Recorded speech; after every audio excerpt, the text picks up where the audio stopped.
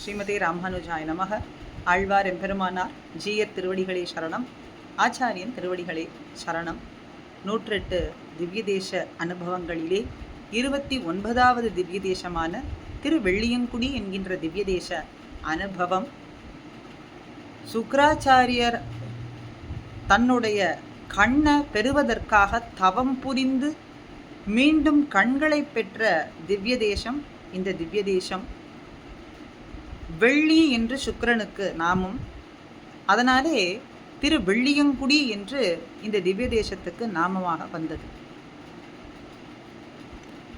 கிருத்தயுகத்தில் பிரம்மபுத்திரம், திரேதா யுகத்தில் பராசரம், துவாபர யுகத்தில் இந்திரநகரம்னும், கலியுகத்தில் பார்கவபுரம் என்று இந்த திவ்ய தேசத்தை பெயர்களோடு, இப்படிப்பட்ட பெயர்களோடு விளங்கும்படியா இருக்குன்னு இந்த திவ்ய தேச சரித்திரத்தில் தெரிய வருகின்றது. எம்பெருமான் தன்னுடைய ஆயுதங்களான சங்கு சக்கரங்களை சிறிது காலம் கருடனிடத்திலே கொடுத்து ஓய்விலே இருக்க, இந்த திவ்ய தேசத்திலே இருக்கக்கூடிய கருடன் அவருடைய திருக்கைகளில் சங்கு சக்கரம் இருக்கும்படியாக நாம் காணலாம். இது வேறு எந்த திவ்ய தேசத்திலேயும் கிடையாது. கோலவில்லி ராமன் ஷீராப்திநாதன் கிழக்கு நோக்கி கிடந்த திருக்கோலத்தில் ஸ்ருங்கார சுந்தர பெருமாளாக எம்பெருமான் எழுந்தருளியிருக்கார்.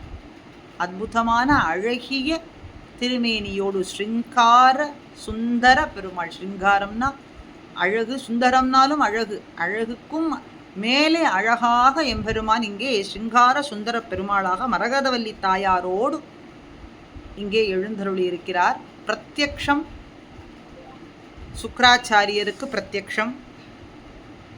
பிரம்மன், பராசரர், இந்திரன், பிருகு, மயன், மார்க்கண்டேயர், பூமாதேவின்னு இப்படி பல பேருக்கு பிரத்யக்ஷமாக புஷ்கலாவர்த்தக விமானத்துக்கு கீழே எம்பெருமான் எழுந்தருளி அருளை சுரந்து கொண்டிருக்கான். திருமங்கையாழ்வாராலே பாடப்பட்ட திவ்ய தேசம். 10 பாசுரங்களாலே இந்த திவ்ய தேசத்தை மங்களாசாசனம் செய்திருக்கிறார். ஒருவர் பாடிய திவ்ய தேசம் என்று இந்த திவ்ய தேசத்துக்கு ஏற்றம். ஒள்ளிய கருமம் செய்வன் என்று உணர்ந்த மாவலி வேள்வியில் புக்கு தெள்ளிய குரலாய் மூவடி கொண்டு திக்குற வளர்ந்தவன் கோயில். அள்ளியம் பொழில்வாய் இருந்து வாழ் குயில்கள் அரி அரி என்று அழைப்ப வெள்ளியர் வணங்க விரைந்து அருள் செய்வான் திருவெள்ளியங்குடி அதுவே. ஒள்ளிய கருமம் செய்வன், வேண்டுபவர்களுக்கு வேண்டுவதை எல்லாம் தடையின்றி கொடுக்கும்படியான வள்ளல் தன்மையை கொண்டவன் மாவலி.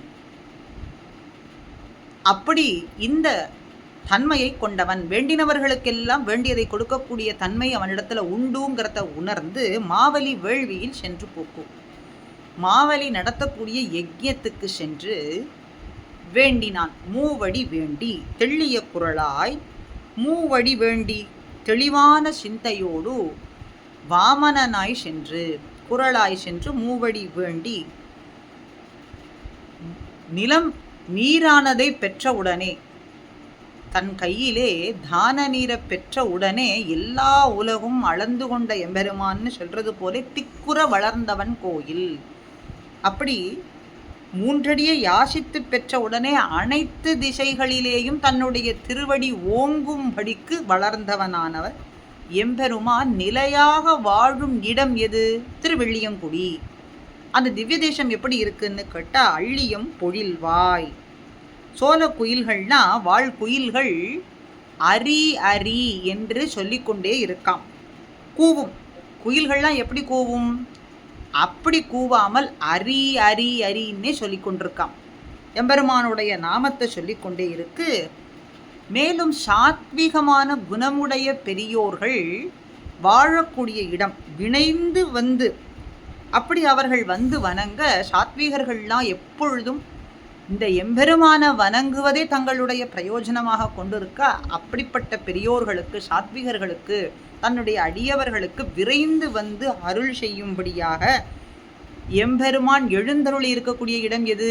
திருவெள்ளியங்குடி அதுவே ஆகும். வெள்ளியர் வணங்க விரைந்து அருள் செய்வான் திருவெள்ளியங்குடி அதுவே அப்படின்னு திருமங்கையாழ்வாரும் பிள்ளைபெருமாள் ஐயங்கார் காலளவும் போதா கடல் ஞாலத்தோர் கத்த நூலளவே அன்றி நுவல்வாரார் கோலப் பருவெள்ளிங்குடியான் பாதக ஊன் மாய்த்த திருவெள்ளிங்குடியான் ஷீர்.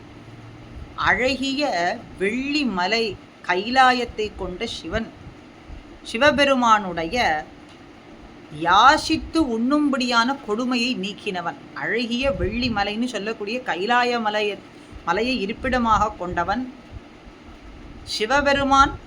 அவனுடைய கொடுமையை, பிரம்மாவினுடைய தலையை கொய்ய அது கையிலே ஒட்டி கொண்டிருக்க, அந்த கொடுமையை அந்த கபாலத்தில் யாசித்து தான் பெற வேண்டியிருக்க அந்த கொடுமையை தீர்த்தவனான எம்பெருமான் திருவெள்ளியங்குடி என்கின்ற திவ்ய தேசத்திலே வந்து நிலைத்து வாழும்படியாக எழுந்தருளியிருக்கிறான். அந்த எம்பெருமானுடைய பெருமையை காலளவே உள்ள நில உலகில் அந்த எம்பெருமானுடைய பெருமையை அந்த எம்பெருமானுடைய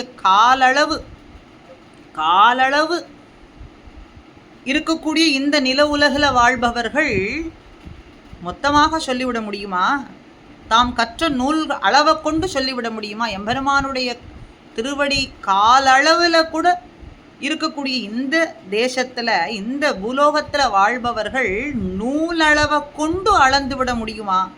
ஏதோ சிறிது சொல்லலாமே அன்றி முழுவதுமாக சொல்லிவிட முடியுங்கிறது யாருக்குமே இயலாத ஒன்று. காலளவும் போதா கடல் ஞாலத்தோர் கற்ற நூலளவே அன்றி நுவல் வாரார். யாராலேயும் சொல்லிவிட முடியாது. ஏதோ சொல்லலாமே தவிர நூலளவை கொண்டு நான் இத்தனையும் சொல்லி முடித்து விட்டேன் அப்படிங்கிறத சொல்ல முடியாது எம்பெருமானுடைய பெருமையை. அப்படி அந்த எம்பெருமான் திருவெள்ளியங்குடி என்கின்ற திவ்ய தேசத்தில் எழுந்தருளி இருக்கான். அவன் பெருமையை சொல்லவே முடியாதுன்னு பிள்ளைப்பெருமாள் ஐயங்காரும் சொல்றார். அற்புதமான திவ்ய தேசம் திருவெள்ளியங்குடி என்கின்ற திவ்ய தேசம். அடுத்த திவ்ய தேசத்தை அடுத்த பதிவிலே அனுபவிப்போம். ஸ்ரீமதி ராமானுஜாய நமஹா.